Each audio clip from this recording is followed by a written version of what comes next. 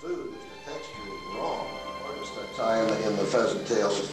But after you finish, you get all of these scraps of wire hanging around the table. So we'll probably have to use them on an AP nymph. Okay? What I do is set up my proportions here before I have anything on the hook. The lead's going to go in that 40% area. Okay, and this is 15 thousandths lead. And we just take that, okay, and let me start that over. I'm just going to tip the end of it right up in the center of the hook shank. Okay? Just pinch that right there so that you're holding it right at that one spot.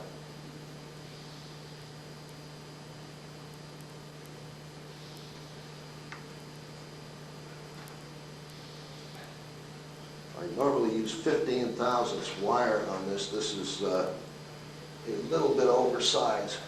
And if you have 15 thousandths wire, what you do is take the hook size and just subtract from the number 20. That's going to give you the number of wraps on top. Now I've done something very important here that's not very obvious. Both ends of this wire are broken off halfway up the hook shank. The far side one is the same as that. What's happening? I got 2 extra half wraps on the bottom. Everything we're going to do with this nymph is going to make it keel and fish with the wing case up. Now I move that in, set my proportions up with the lead. Just going to pull that thread down and back, bind the lead in, make sure that my 2 little ends are in exactly the right place. Okay, and bind this down. The wraps in front prevent it from going forward. The wraps in back prevent it from going back. Now you don't want it to move at all. So we start this right in the center of the usable hook shank. For the tail, wing case, and legs on most of the series, I use moose. And moose is, it kind of is neutral. It just blends into a lot of what you want. We're going to have a dark wing case. We're going to have some leg structure. And most mayfly legs are not little filamenty things. So we're going to put some legs on here.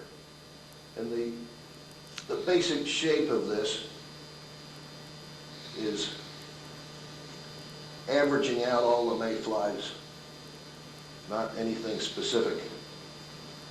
And what we want is, this is a size 10, and this is a 3761, which is 1 extra long. That's the Tiemco equivalent to 3906B. We want about 24 hairs. That's all. 23. Be all right. We're going to stack those. And if they're this long, an easy thing to do in the stacker, just so that they're easier to handle. Hold it. Let me catch your stacker. Cut them off. I lost you here. Cut them off right in the stacker. There we go. All right, now we go. You just cut those hairs off right in the stacker. And that'll even them up just so they're easy to handle. If you have long hairs and short hairs in there, as far as the butts go, you'll end up having to gather them a lot more. Now we want the tail, and again, the tail set position here is just in front of the barb. You never want to tie a tail on this type of a fly or a dry fly where it's pointed down, because it's going to make the fly go to the point of least resistance. I'm going to show you an amazing concept. I'm holding this in my right hand, and I'm handing it to my left hand. Now, that seems to be one of the toughest things for people, but you can do it.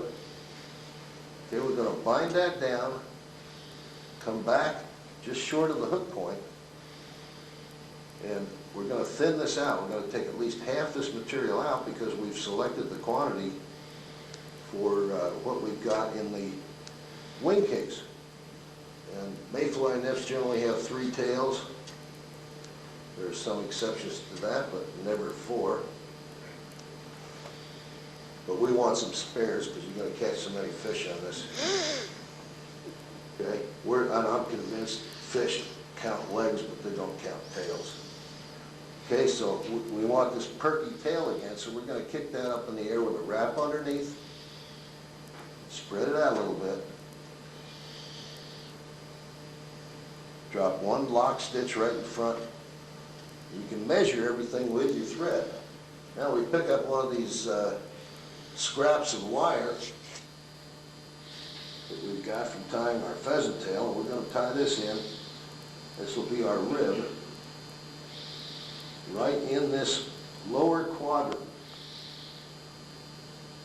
And just bind that down, make sure it's not sticking out anywhere, and come back exactly the tail set.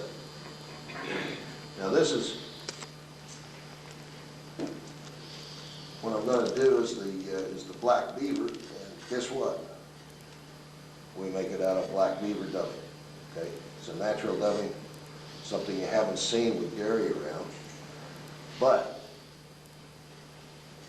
I prefer aquatic furs on most nymphs, simply because Mother Nature is a lot smarter than we are, and she's waterproofed these animals, has done it a long time before we ever started tying flies. So you see a little different dubbing technique here. What I'm doing is just getting this started with a little hard pinch and roll, counterclockwise. I'm just going to slide that up and catch it. All you need to do is catch a couple of fibers. Now counterclockwise, we're going to do roll, hold. Roll with the index finger, hold with the thumb. We just take a little tiny bit of pressure down. Remember, the dubbing has no strength whatsoever. And it is more blessed to add than to take away. Okay, so we just get what we need. We don't want this super tight, segmented or anything else, because the mayfly's gills are on the abdomen, and we want to simulate those gills. So I'm just going to come on up, make sure I've got my proportions correct, lift the wing case material up, take one turn in front. I'm now going to take my wire, come underneath the tail, so that I'm ensuring that tail set's a little bit up. I'm going to rib this. When you're ribbing, your left hand should be providing the spacing. I want this rib to kind of sink in. It's going to give the copper into black. Is going to give some nice brown overtones to this thing. And then we'll wrap it around the lead just a few times and just break it off. Now, this is a cement point. There are two cement points on this whole nymph. I'll just put a little cement right on the lead. That's going to do all kinds of things for us. And we're going to touch up this dubbing. If we need to add some, that's fine, but we're going to make a little football shape here in the thorax. You need to add just a little bit here, but you don't want to have to pull it off, because you can make all kinds of shapes out of sparse dubbing, but you can't do anything but goiters with heavy dubbing. Okay, now we got a nice little Arnold Schwarzenegger thorax on here. We're just going to come up in front of our thorax. Still got room for our head. Notice how nobody's crowded the heads here? That's because we don't like to have trouble tying the flies on, plus they don't look right. We'll pull the moose forward. Okay, take a soft wrap, just a gathering wrap over it, and reach forward, just snug it up so that you're sure it's nice and tight over the top. I'm going to wind forward, and then I'm going to come back with a good deal of pressure right against the thorax.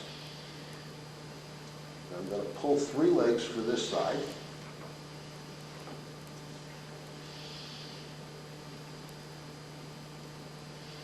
Okay. And pull 3 legs for the near side. You've got to have your thread in a different position. When I'm pulling these, I'm kind of selecting them.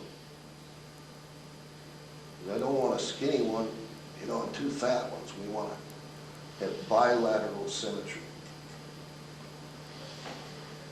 That's an old Eastern preppy term for, I'd like both sides to be kind of the same. Take the rest, just cut it off. Except we'd like to cut it off a little neater than that. Now, all the nymphs I look at run around with heads on them. They don't have nothing up there. A little cement on there because you can't cement afterwards and have this look anything like what you want. And we're going to dub the head. Now, this requires a skosh of dubbing. A skosh, I think I can define for you, as about 1/3 of what you think a skosh is. Very little, okay? And we're just going to put that on kind of with a hard pinch and roll. See, that's even that little tiny bit. That's over skoshed. There we got it about right. We'll get that up there, and we'll just build a nice little head structure.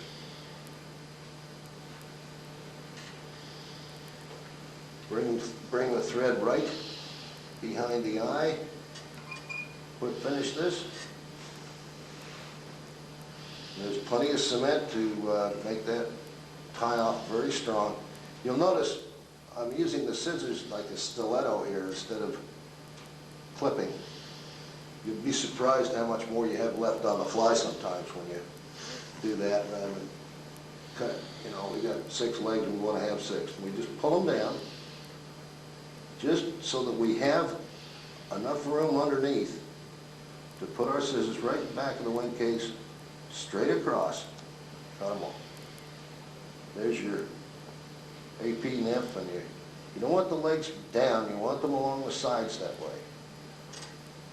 Okay? In fact, these are down a little more than I like them. Here we are. Okay?